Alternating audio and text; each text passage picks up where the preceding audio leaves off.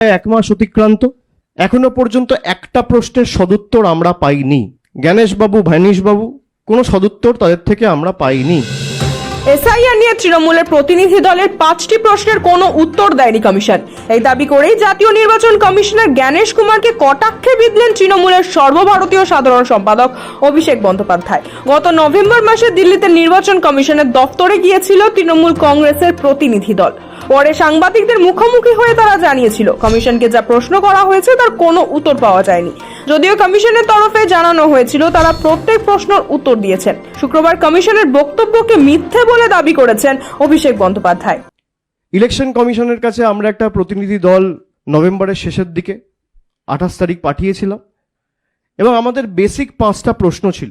Election কমিশনকে আমরা বলেছিলাম এই 5টা প্রশ্নের সদুত্তর আমরা চাই এবং জবাব আপনাদের দিতে হবে। আজকে প্রায় এক মাস অতিক্রান্ত, এখনো পর্যন্ত একটা প্রশ্নের সদুত্তর আমরা পাইনি।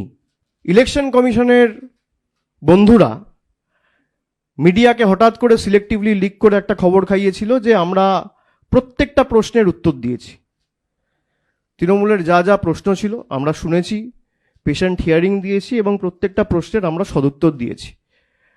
এবং সেখানে ইলেকশন কমিশনকে আমি চ্যালেঞ্জ করি যে আপনি যদি উত্তর দিয়ে থাকেন তাহলে আপনি সেটা প্রকাশ্যে আনুন, কেউ তো বারণ করছে না। আর আমাদের কাছে ডিজিটাল এভিডেন্স রয়েছে, আপনারা যে একটা প্রশ্নের উত্তর দেননি সেটা আমরা প্রমাণ করে দিতে পারি। আজকে প্রায় এক মাস হয়ে গেছে, জ্ঞানেশবাবু, ভাইনিশবাবু, কোনো সদুত্তর তাদের থেকে আমরা পাইনি। রাজ্যে এসআইআর এর খসড়া তালিকা প্রকাশের পর দেখা গিয়েছে 58 লক্ষ নাম বাদ গিয়েছে। অভিষেক অন্য একাধিক রাজ্যের এসআইআর এর প্রসঙ্গ টেনে পরিসংখ্যান দিয়ে নির্বাচন কমিশনের উদ্দেশ্যে প্রশ্ন করেন। তথ্য বলছে পশ্চিমবঙ্গেই সব থেকে কম নাম বাদ গিয়েছে। তাহলে অন্যান্য রাজ্যে মাইক্রো অবজারভার না পাঠিয়ে শুধু বাংলাতেই কেন পাঠানো হলো? বাংলার ক্ষেত্রে এক নিয়ম আর উত্তরপ্রদেশ, গুজরাটের জন্য কি আলাদা নিয়ম? জানতে চান অভিষেক। কেন ইলেকশন কমিশনের তথ্য অনুযায়ী সব থেকে কম ডিলিশন হয়েছে বাংলায়। সব থেকে কম ডিলিশন যদি বাংলায় হয়ে থাকে আর সব থেকে বেশি ডিলিশন যদি উত্তরপ্রদেশ, তামিলনাড়ু আর গুজরাটে হয়ে থাকে, তাহলে মাইক্রো অবজারভারদের দল গুজরাটে পাঠানো হলো না কেন, উত্তরপ্রদেশে পাঠানো হলো না কেন, বা তামিলনাড়ুতে পাঠানো হলো না কেন? কিন্তু একই যাত্রায় পৃথক ফল হতে পারে না।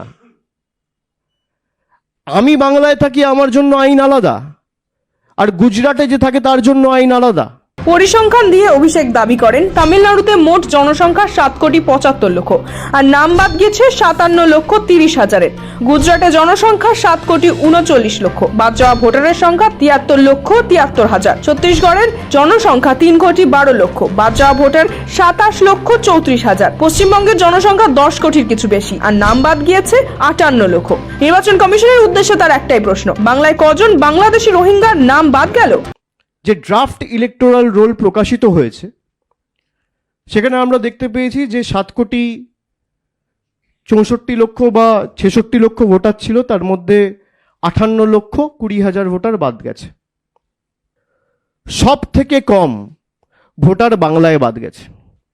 এটা আমার ডেটা নয়, এটা মমতা বন্দ্যোপাধ্যায়ের সরকারের ডেটা নয়, এটা তৃণমূলের ডেটা নয়, এটা জাগো বাংলার ডেটা নয়, এই ডেটা ইলেকশন কমিশনের ডেটা। কিন্তু তাও জোর জবরদস্তি এসআইআর বাংলায় করতে হয়েছে, তার কারণ বিজেপি নেতারা প্রচার করেছে যে 1 কোটি বাংলাদেশি এবং রোহিঙ্গা নাকি বাংলায় বসবাস করছে। আমার প্রথম প্রশ্ন নির্বাচন কমিশনের কাছে, তারা যদি এই লক্ষ্যে এসআইআর করে থাকে যে অবৈধ অনুপ্রবেশকারীদের চিহ্নিত করা, তাহলে 58,20,000 মধ্যে কতজন বাংলাদেশি আর কতজন রোহিঙ্গা, তার সংখ্যা এবং তথ্য ইলেকশন কমিশনকে প্রকাশ করতে হবে। তার কারণ আপনার লক্ষ্য অবৈধ অনুপ্রবেশকারী চিহ্নিত করা নয়, আপনার লক্ষ্য বাঙালিকে হ্যারাস করা, বঙ্গবাসীকে হ্যারাস করা। নির্বাচন কমিশনের ভূমিকা নিয়ে ফের একবার প্রশ্ন তুলে অভিষেক জ্ঞানেশ কুমারকে উদ্দেশ্য করে বলেন, মনে রাখতে হবে এটা election commission of India, commission of government নয়। কমিশন বিজেপির পার্টি অফিস নয়। নাম বাদ যাওয়া নিয়ে যে প্রশ্ন উঠেছে তার উত্তর কমিশনকে দিতে হবে, তাহলে সাধারণ মানুষের কাছে ক্ষমা চাইতে হবে। আপনি কি কারণে লুকাচ্ছেন? বিজেপির নেতারা যেহেতু বলেছিল 1 কোটি 1.5 কোটি নাম বাদ যাবে লক্ষ্য পূরণের কারণে। আপনি ভারতবর্ষের ইলেকশন কমিশনার, আপনি বিজেপির ইলেকশন কমিশনার নয়।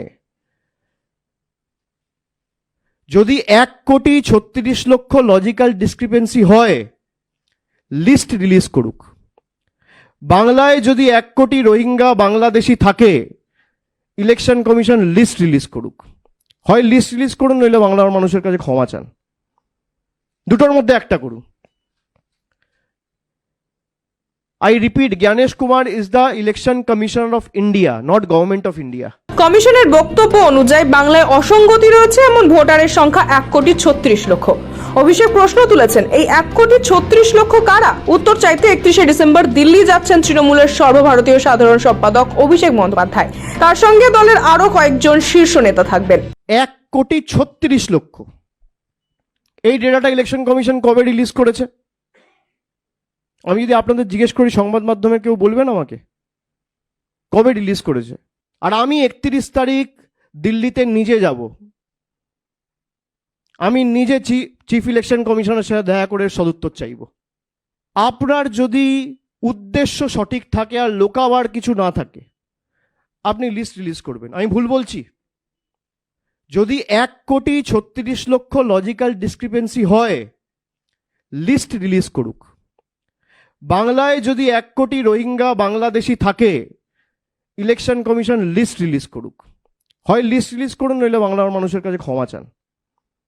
দুটোর মধ্যে একটা করুন। ভোটার তালিকা বাছাই করে ভুতুড়ে ভোটার বাদ দেওয়াই লক্ষ্য নির্বাচন কমিশনের। সে কারণে বিধানসভা নির্বাচনের মাত্র কয়েক মাস আগে রাজ্যে জোর কদমে চলছে এসআইআর। শনিবার থেকে শুরু হয়েছে এসআইআর এর শুনানি। সাংসদ থেকে বিধায়কের পরিবারের অনেকেই শুনানিতে ডাক পেয়েছেন। তারই মাঝে এসআইআর ইস্যুতে অভিষেকের এই প্রশ্নবাণ যে যথেষ্ট তাৎপর্যপূর্ণ সে বিষয়ে কোনো সন্দেহ নেই। অঙ্ক কষে তৃণমূলের সর্বভারতীয় সাধারণ সম্পাদক বোঝান বঙ্গে বিশেষ নিবিড় সংশোধন ঠিক কতটা অযৌক্তিক। তার ব্যাখ্যা অনুযায়ী বাংলার সবচেয়ে কম ভোটারের নাম বাদ গিয়েছে। নির্বাচন কমিশনের উদ্দেশ্যে তার একটাই প্রশ্ন, বাংলায় কজন বাংলাদেশি রোহিঙ্গার নাম বাদ গেল? 5 প্রশ্নবাণ কমিশনকে ছুড়ে দেন অভিষেক। শফিক সান্যালের রিপোর্ট, সময় কলকাতা।